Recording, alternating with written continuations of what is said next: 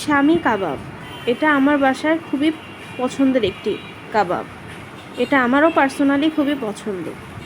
এটা আমি বানিয়ে ডিপ ফ্রিজে 6 মাস 7 মাসের জন্য রেখে দিই। তারপর যখন খেতে মন চায় তখন বের করে নর্মাল করে তেলে ভেজে নিই। আর রান্না করেছিলাম দেশি মুরগির ভুনা। দেশি মুরগি মাংস আর সাথে গোল গোল ছোট আলু আর ডাটা দিয়ে ভুনা করেছিলাম। দেশি মুরগি আমার বাসায় খুবই জনপ্রিয় একটি খাবার, বাট আমার তেমন একটা পছন্দ না। আর সাথে করেছিলাম কুমড়া ভাজি আর ডাল ভুনা। ডাল ভুনা আমার বরাবরের জন্যই খুবই পছন্দ।